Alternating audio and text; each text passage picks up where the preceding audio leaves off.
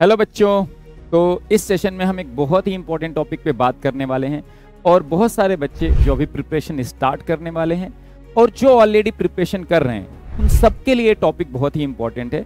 और उन बहुत सारे बच्चों का ये क्वेरी होता है जो प्रिपरेशन स्टार्ट करने वाले होते हैं और जो ऑलरेडी प्रिपरेशन कर रहे हैं कि सर गेट एग्जाम या ईएससी एग्जाम में से मुझे किस एग्जाम को चूज करना चाहिए, क्यों चूज करना चाहिए और प्रिपरेशन करनी चाहिए तो किसके अकॉर्डिंग प्रिपरेशन करनी चाहिए, प्लान आउट कैसे करना चाहिए। मैंने दोनों ही एग्जाम क्रैक किया हुआ है और सेम ईयर क्रैक किया था और बहुत अच्छी रैंक के साथ क्रैक किया था। तो मैंने क्या स्ट्रेटजी अपनाई थी उसके इनसाइट्स भी मैं इस वीडियो में आपको बताने वाला हूं, जो कि आपको बहुत हेल्पफुल होगा और आप अपनी प्रिपरेशन को अकॉर्डिंगली प्लान आउट कर सकते हैं और आपको क्या करना चाहिए यही चीज भी इस वीडियो को पूरा देखने के बाद आपको अच्छे से क्लियर हो जाएगा। ठीक है, तो एक होता है गेट एग्जामिनेशन और एक होता है engineering services examination. GATE examination मैं हमेशा हर बच्चे को बोलता हूं, चाहे आप प्राइवेट कंपनी में जॉब करने वाले हो, चाहे आप कहीं पे भी पीएसयू में जॉब करने का एम करते हो, कहीं पे भी जॉब करने का एम करते हो, आपको गेट एग्जाम की प्रिपरेशन जरूर करनी चाहिए, क्योंकि ये आपके 4 साल की इंजीनियरिंग को पूरे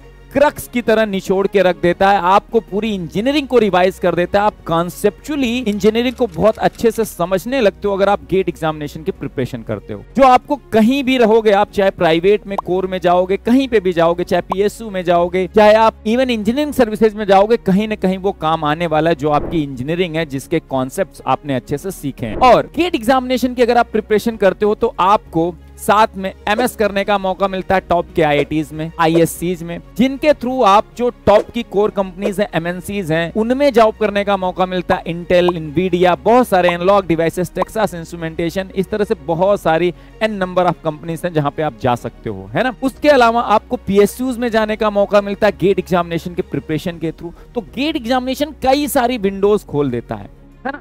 तो सर आप ईएससी एग्जामिनेशन के बारे में आपको क्या कहना है? तो मैं सबसे पहले बच्चों को बोलता हूं, अगर आप टेक्निकल एग्जामिनेशन की प्रिपरेशन करने वाले हो, जिसके थ्रू आप वेरियस ऑप्शंस अपने कैरियर के लिए चूज कर रहे हो, आपको सबसे पहले गेट एग्जामिनेशन की प्रिपरेशन स्टार्ट करनी चाहिए। और गेट एग्जामिनेशन का जो सिलेबस है, जो कि 70% कॉमन होगा मोस्ट ऑफ द एग्जाम्स में, वो बहुत ही बेहतरीन फाउंडेशन बनाने वाला सिलेबस है। आपके रूट को, प्रिपरेशन की रूट को स्ट्रॉन्ग करने वाला सिलेबस है। अगर उस 70% सिलेबस को आपने गेट लेवल का तैयार कर लिया तो उस 70% सिलेबस में आप कभी नहीं फंसने वाले हो। बस ऐसा होगा कि किसी और एग्जाम में उस सिलेबस को बस उस एग्जामिनेशन के हिसाब से ढालना होगा, आपका बेस बहुत स्ट्रॉन्ग रहेगा। ठीक है, तो अगर हम इंजीनियरिंग सर्विसेज के एग्जामिनेशन के बारे में आए तो इंजीनियरिंग सर्विसेज एग्जामिनेशन के थ्रू आपको क्या क्या ऑप्शंस मिलते हैं।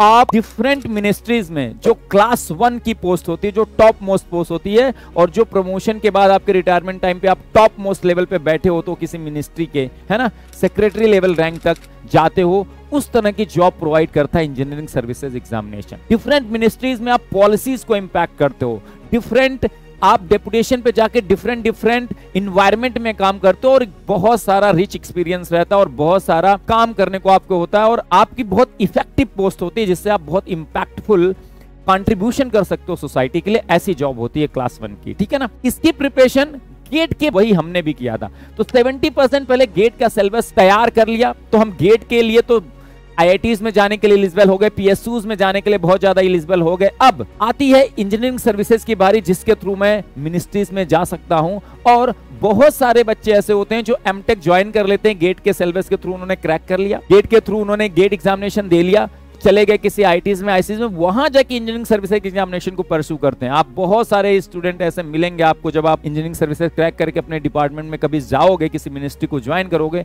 वहां बहुत सारे आपको सीनियर्स मिलेंगे, बहुत सारे आपके बैचमेट्स मिलेंगे जो ऑलरेडी हो सकता है एमटेक कर ली हो या एमटेक परस्यू करते हुए ईएससी क्रैक की हो। तो लोग गेट का सिलेबस पहले फिनिश करते हैं, फिर उसके बाद रेस्ट जो 30% सिलेबस इंजीनियरिंग सर्विसेज का अनकॉमन है उसको हम फिनिश करते हैं थारोली अच्छे से, है ना। और सारे प्रीवियस ईयर के इंजीनियरिंग सर्विसेज एग्जामिनेशन के क्वेश्चंस की प्रैक्टिस करते हैं। इंजीनियरिंग सर्विसेज एग्जामिनेशन का सिलेबस वास्ट होता है, वहां पे प्रैक्टिस की ज्यादा रिक्वायरमेंट होती है ना।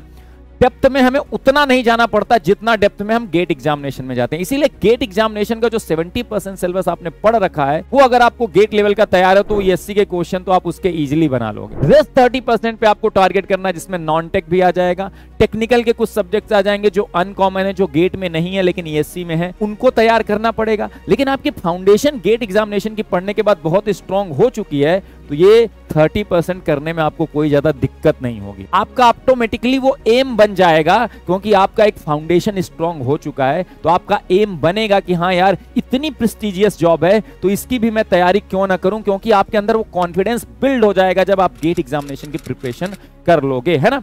तो गेट प्लस ईएससी के लिए आपको हमेशा जाना चाहिए।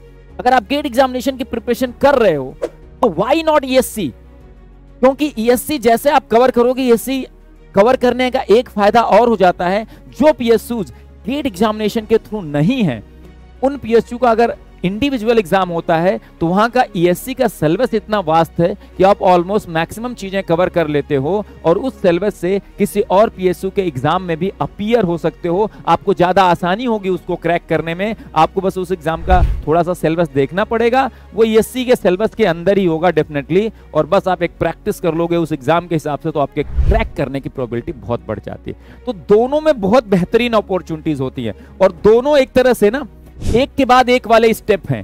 तो आप जब एक स्टेप चढ़ गए हो और एकदम अच्छे से स्टेबल हो गए हो, तो दूसरे स्टेप पे जो और ज्यादा आपको अपॉर्चुनिटी और प्रेस्टिजियस ऑप्शंस दे रहा है, तो उसमें भी मैं क्यों ना ट्राई करूं।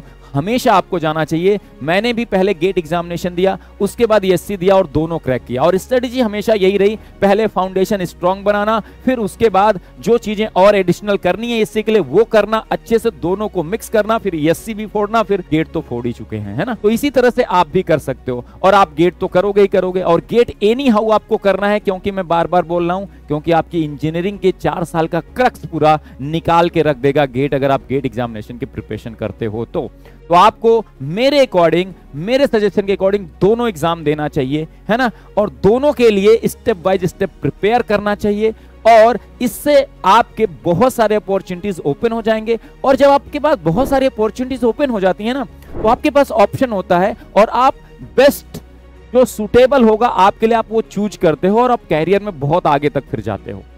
इसलिए आपको दोनों ऑप्शंस रखने चाहिए जरूर से जरूर, ताकि आपके पास वेरियस ऑप्शंस हो एक साथ, और आप जहां जाना चाहो, जो बेस्ट आपके लिए सूटेबल हो वहां पे जाओ और एक बेहतरीन कैरियर अपना बनाओ।